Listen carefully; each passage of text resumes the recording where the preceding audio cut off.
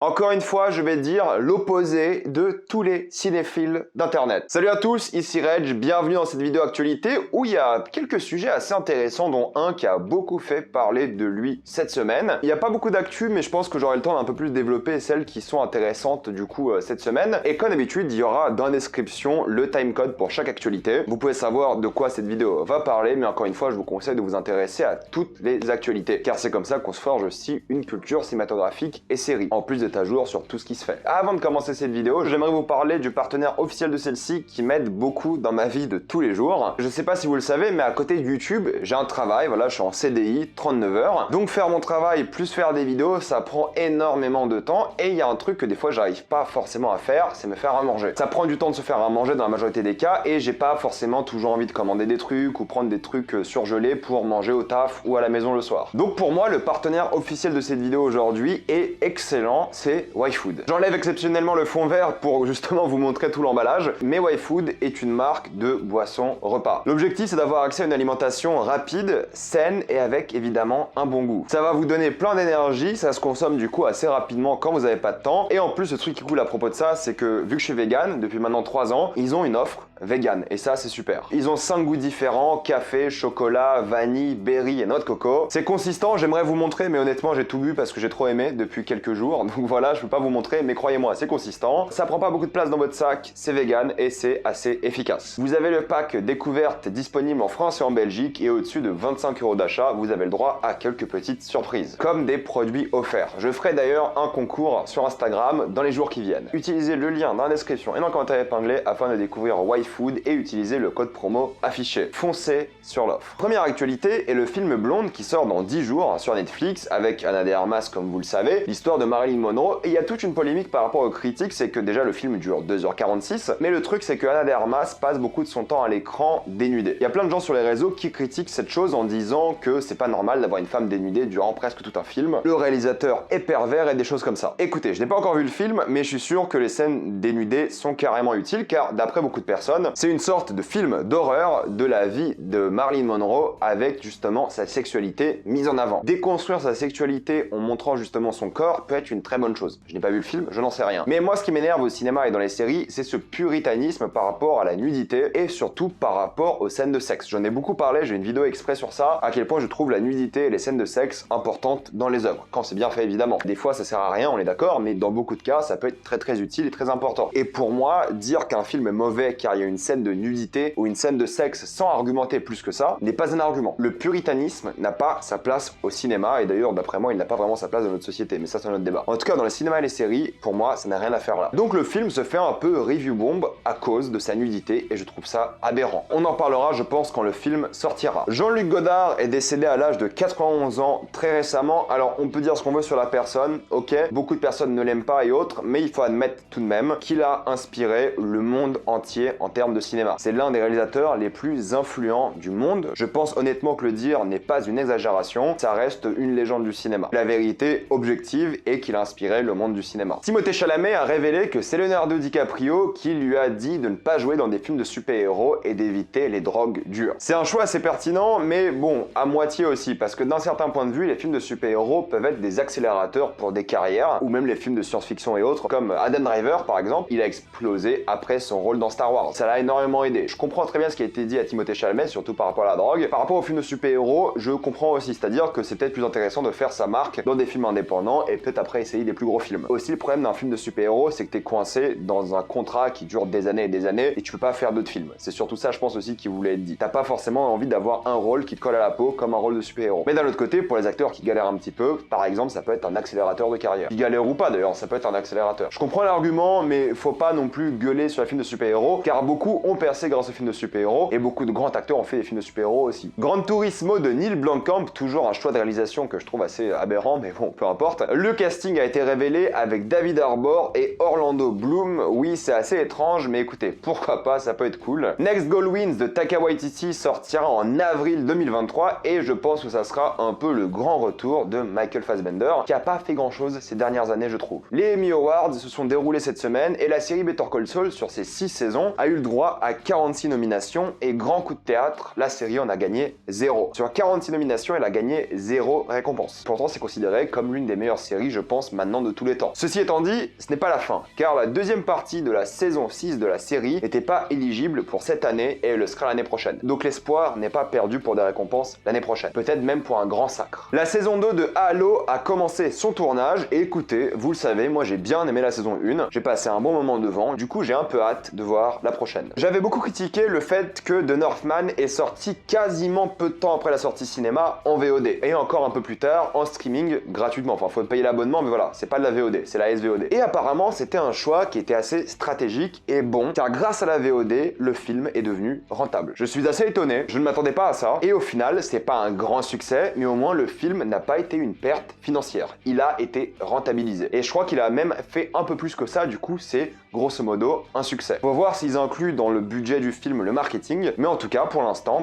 visiblement, ils sont très contents de Northman parce qu'ils ont sauvé un peu la mise. C'était un gros film, un gros budget, pour moi l'un des meilleurs films de l'année, donc je suis très content. La série Blade Runner 2099 est officielle chez Amazon. Ridley Scott participera à la série et ça sera évidemment la suite de Blade Runner 2049. Amazon n'est pas la plateforme la plus consistante en termes de qualité, mais s'ils y vont à fond, je pense que l'univers de Blade Runner en série télé peut être vraiment impressionnant. La bande-annonce de Babylon a été révélée, évidemment, vous le savez, le nouveau film de Damien Chazelle, et j'ai adoré la bande-annonce. Le film a l'air vraiment complexe, a l'air dense, il sortira en début janvier et il a l'air vraiment impressionnant. Donc honnêtement, je pense que ça sera le grand retour de Damien Chazelle. Ça fait un moment qu'il n'a pas fait de film et je pense qu'il va nous surprendre. Pour le coup, l'année va très bien commencer. La grosse actu de cette semaine, c'est que Disney menace la France de ne pas sortir Black Panther 2 au cinéma et de directement le sortir sur Disney+ quelques mois plus tard. Comme vous le savez, en France, il y a la chronologie des médias que moi je critique depuis son début et il y a beaucoup de youtubeurs cinéma et autres qui sont venus défendre la chronologie des médias. L'avantage de la chronologie des médias, pour faire très simple, c'est qu'elle permet de financer le cinéma français. C'est prouvé que ça a permis à la France d'avoir l'un des meilleurs cinémas du monde. Mais d'un autre côté, ça pénalise les plateformes de streaming et par conséquent les consommateurs. On a de meilleurs films français, mais on n'a pas le droit de voir ces films avant un moment sur les plateformes de streaming. D'ailleurs, on n'a pas le droit de voir quelconque film avant un long moment sur les plateformes de streaming. Disney menace la France de ne pas sortir Black Panther au cinéma pour justement énerver les salles de cinéma. Car s'ils ne sortent pas Black Panther 2 au cinéma, ils vont perdre des millions d'entrées, Disney de une, mais aussi le cinéma français. Et chaque entrée pour Black Panther 2 finance le cinéma français. Du coup, ce serait une perte pour Disney, mais aussi pour le cinéma français. Ils sont prêts à prendre cet échec Disney pour énerver le cinéma français et pour gagner plus d'argent sur le long terme. Car eux, ce qu'ils veulent, c'est que si c'est sur Disney+,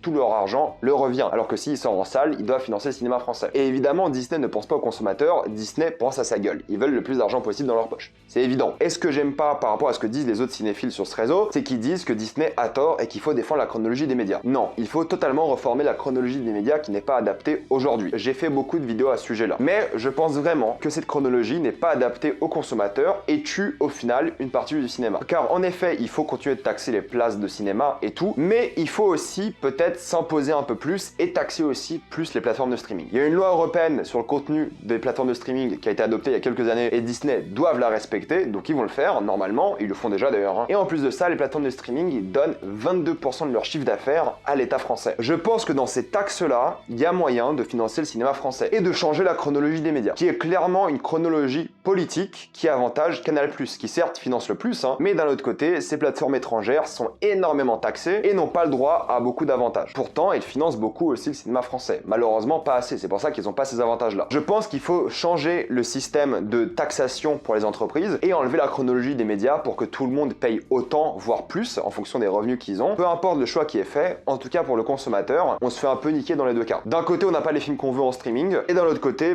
on aura moins de financement français. Donc cette situation n'est pas win-win. Ce qu'il faut, c'est taxer différemment pour permettre au cinéma français de subsister et en même temps enlever les barrières aux consommateurs. Je suis pas négociateur ou spécialiste en fiscalité, mais cette loi-là n'avantage personne. Elle pénalise les plateformes de streaming, elle pénalise les consommateurs, et les seuls gens qu'elle ne pénalise pas, c'est un peu le cinéma français. Mais même le cinéma français, ces films ne peuvent pas être vus sur la plateforme de streaming avant un long moment. 6 mois, c'est beaucoup. Pendant un long moment, le film n'existe pas. Bref, je vais pas en revenir sur ce sujet-là, mais Disney a enfin, on va dire, le courage de contre-attaquer, et je pense qu'il faut mettre la pression sur le gouvernement français car ces lois ne sont pas adaptées. Elles sont complètement archaïques au mode de consommation d'aujourd'hui, et l'État français ne pense pas du tout aux consommateurs. Bref, faut parler de Disney. Jeff Loveness, qui a écrit le scénario de Ant-Man 3, écrira aussi le scénario de Kang Dynasty, ce qui est logique vu que Kang est dans les deux œuvres. Ils vont garder une certaine consistance. Le prochain film Star Wars sortira en décembre 2025. Normalement, c'était 2023, le film de Taika Waititi, mais visiblement, ce sera 2025 et on sait pas exactement quel film. Ils n'ont pas dit. Est-ce que c'est le Taika Waititi? Est-ce que c'est un autre? On n'en sait rien. L'idée de Disney, c'est de faire Avatar en 22, Star Wars en 23, Avatar en 24, Star Wars en 25, Avatar en 26, Star Wars en 27 et alterner jusqu'à la fin de la saga Avatar en 2028. Et Rogue Squadron de Patty Jenkins n'est plus à la carte. Le film n'a pas été officiellement annulé, mais il n'est plus sur le calendrier de sortie. Et si on parle du maestro, James Cameron a dit que la 3D n'est pas morte, c'est juste devenu une option, peut-être moins courante qu'à l'époque, mais au moins les gens savent qu'il est encore disponible et ils pensent vraiment qu'il va faire aussi un petit retour avec la sortie de son film. Manny Jacinto, que vous connaissez peut-être de The Good Place, rejoint le casting de Star Wars Acolyte. Moi je le connais que dans des rôles comiques, je suis curieux de voir ce que ça va donner dans cette série. Et c'est officiel, Daredevil ne sera que dans un seul épisode de She-Hulk. On verra ce que ça va donner parce que vu la série, ça peut être assez catastrophique, mais je pense que l'épisode sera sympa et de toute façon ils ont fait beaucoup de hype par rapport à lui. Voici l'affiche officielle de la nouvelle série des créateurs de Dark, 1899, qui sortira normalement cette année. Oh là là, ça donne envie, je vous jure, ça sera exceptionnel, c'est sûr, je le sais. Il n'y a pas d'annonce officielle pour le renouvellement de cette série, mais d'après les scénaristes, les saisons 4 et 5 de The Witcher seront filmées dos à dos, pour les sortir bien plus vite. Je pense que ça signifie qu'ils vont sûrement arrêter la série à la saison 5, voire faire une série finale avec la 6, ce qui est un peu le plan depuis le début, hein, c'était de faire 6 à 7 saisons, mais j'ai hâte de voir la saison 3 parce que moi la saison 2 m'a quand même un peu déçu. C'était pas horrible, hein, mais j'étais un peu déçu en tant que grand fan. La saison 1 pour moi reste assez cool, mais on n'est pas encore au niveau de la licence. La licence mérite d'après moi beaucoup mieux. Magic Mike's Last Dance sortira en février 2023. À la base il devait sortir sur les plateformes de streaming, mais la Warner a changé de mentalité et il sortira au cinéma. Écoutez, la franchise Magic Mike est très sympa. La grosse actu, c'est que Constantine 2 est officiel, bordel. La Warner a pour le coup malheureusement annulé pour l'instant la série qui était prévue, mais Constantine 2 avec Keanu Reeves est officiel. C'est pas un film parfait, mais je l'apprécie beaucoup et c'est officiel. Ils vont revenir avec une suite et je suis grave content. Et j'espère que Lucifer reviendra parce que l'acteur était exceptionnel. Donc pour moi, c'est une très bonne nouvelle et j'ai très hâte. Une version de 4 heures d'Elvis existera peut-être un jour. Baz Luhrmann a dit qu'il aimerait bien la faire car il y a de quoi faire en termes de montage, mais ça lui prendrait 4 à 6 mois de travail et il a pas le temps. Et il a surtout envie de faire autre chose pour l'instant. Et peut-être un jour, on aura une méga version d'Elvis de 4 heures. Si vous connaissez bien la boxe, vous savez que Canelo Alvarez est l'un des boxeurs les plus renommés. Il jouera dans Creed 3 et je suis toujours content quand des athlètes viennent jouer dans des films qui ont un rapport avec leur sport. Je trouve toujours ça très cool. En plus, ils sont toujours un peu intimidants et sympas. Peut-être il jouera même son propre rôle. On verra. Bref, c'était les actualités de la semaine. Mettez-moi dans les commentaires ce que vous en pensez. Êtes-vous d'accord, pas d'accord, tout ça dans les commentaires. Pensez à vous abonner à la chaîne pour plus de vidéos. Mettez un j'aime, ça aide beaucoup la chaîne. Suivez-moi sur tous mes réseaux et moi je vous dis à la prochaine fois. Salut à tous.